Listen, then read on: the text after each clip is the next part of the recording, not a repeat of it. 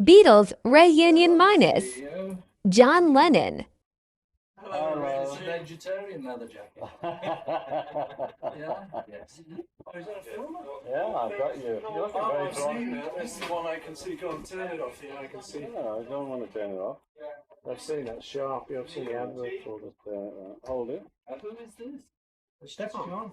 Oh, is it? John Lennon of the Beatles. Oh, that's what's her name? Pat. Who's this? Silverstone. Fine ladies.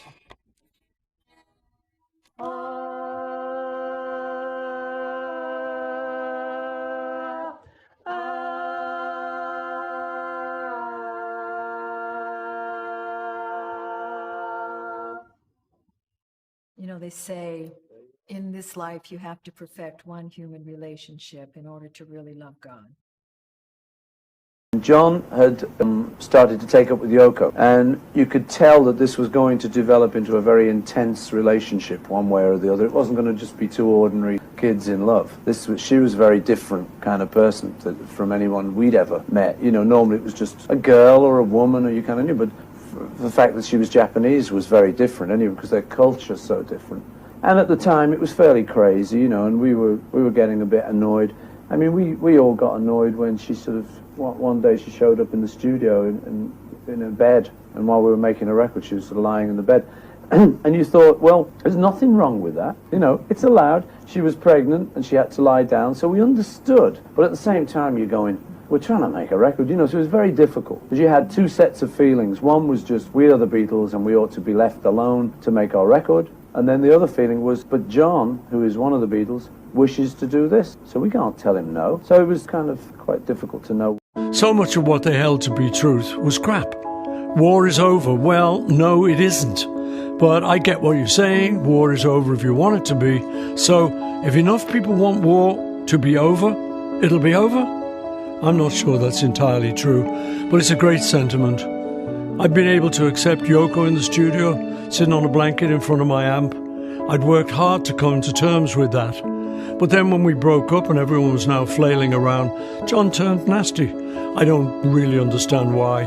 Maybe because we grew up in Liverpool, where it was always good to get in the first punch in a fight. The whole story in a nutshell is that we were having a meeting in 1969 and John showed up and said he'd met this guy, Alan Klein, who'd promised Yoko an exhibition in Syracuse. And then, matter-of-factly, John told us he was leaving the band.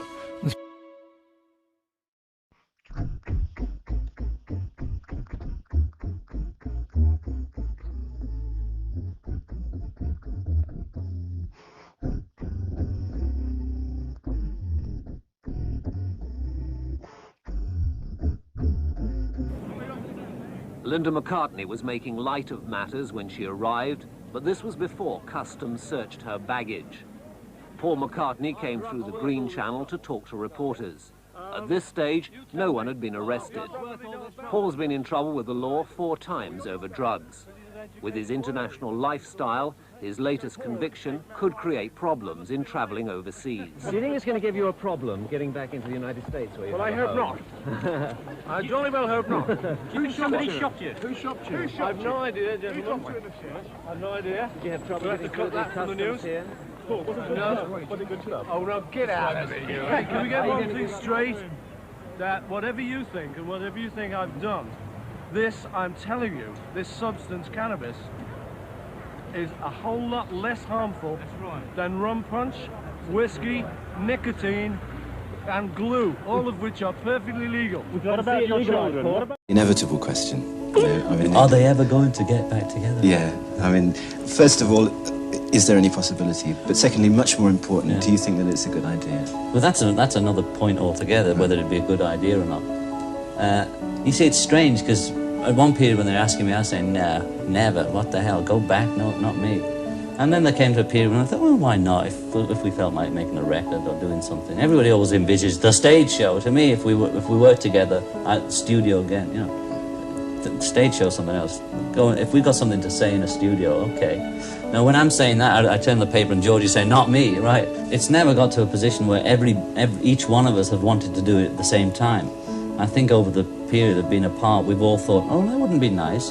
That wouldn't be bad, you know. I mean, I've worked with Ringo and George. I haven't worked with Paul because we had a more difficult time, but now we're pretty close, you know. So, and the other question is, would it be worth it? You know, but that is answered by if we wanted to do it.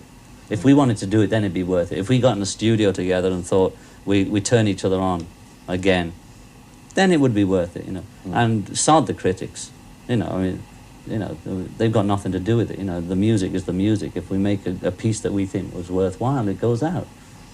But it's such a, you know, it's pie in the sky, you know. I don't care either way, you know. If somebody wants to pull it together, I'll go along, you know. I'm not in the mood to pull it together, that's for sure. I've got too much, I think we all have got too much to do ourselves.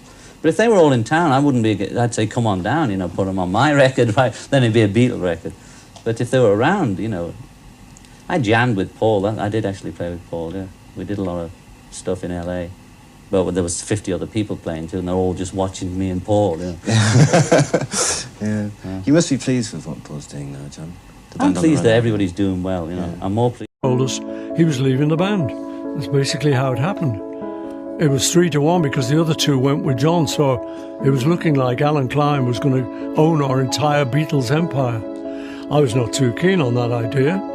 John actually had Alan Klein and Yoko in the room, suggesting lyrics during writing sessions. In his song How Do You Sleep, the line, "The only thing you did was yesterday," was apparently Alan Klein's suggestion. And John said, "Hey, great, put that in." I could see the laughs they had doing it, and I had to work very hard not to take it too seriously. But at the back of my mind, I was thinking, wait a minute, all I ever did was yesterday? I suppose that's a funny pun, but all I ever did was yesterday, Let It Be, The Long and Winding Road, Eleanor Rigby, Lady Madonna. Fuck you, John. A love song to John, written very shortly after he died. I was remembering things about our relationship and about the million things we'd done together, from just being in each other's front parlours or bedrooms to walking on the street together or hitchhiking, long journeys together, which had nothing to do with the Beatles. There's one line in the lyric I don't really mean. Well, knowing you, you'd probably laugh and say that we were worlds apart. I'm playing to the more cynical side of John, but I don't think it's true that we were so distant. But you were always there with a smile. That was very John. If you were arguing with him and it got a bit tense, he'd just lower his specs and say, "It's only me," then put them back up again, as if the specs were part of a completely different identity. Why can't men say "I love you" to each other? I don't think it's true now as it was back in the 1950s and 60s, but certainly... George Harrison talks about LSD. Hairdressers and stuff, yeah. Yes. But that's fun, we said that. You know, we were naive in those days. You see, a big change happened in 1966, particularly to John and myself, because a dentist we were having dinner with put this LSD in our coffee. Now, people who've taken that will know what I'm talking about, and anybody who hasn't taken it won't have a clue because it transforms you.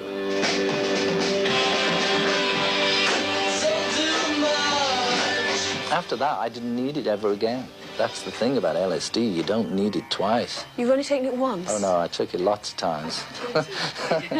But I only needed it once.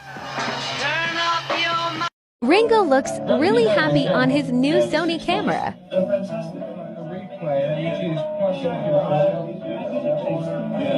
feel like a drink. Shall we go to a nearby bar? There is a boozer. There is? Right, just lead me to it. Yeah, right. Fine, thank you, George. Let the band and the place are original. You mean your apple hasn't gone rotten? That's not just disintegrated like ours. Death Metal Beatles.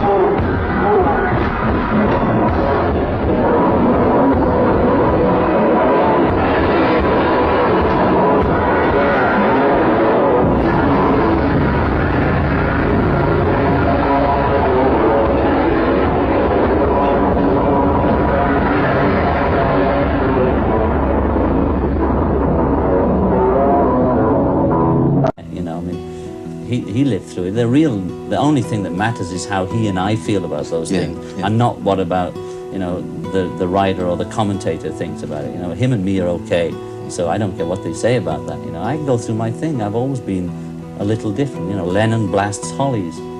You know, that was one of the early steps. I mean, I've always been that. Our first national press was me beating up a disc jockey at Paul's 21st party. That was the first Beatles national press, and we got the back page of the Mirror. I've always been a little, you know, loose.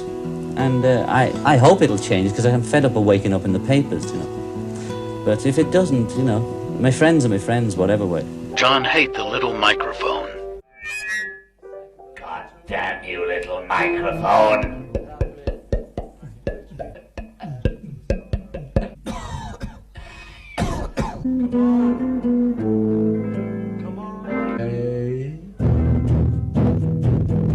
I'll only get 2 notes in this song.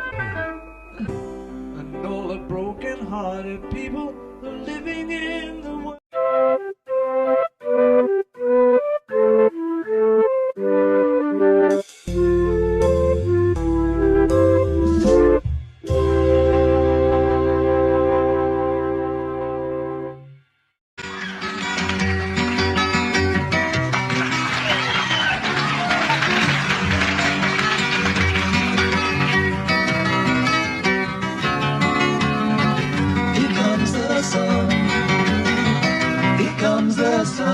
I say it's alright.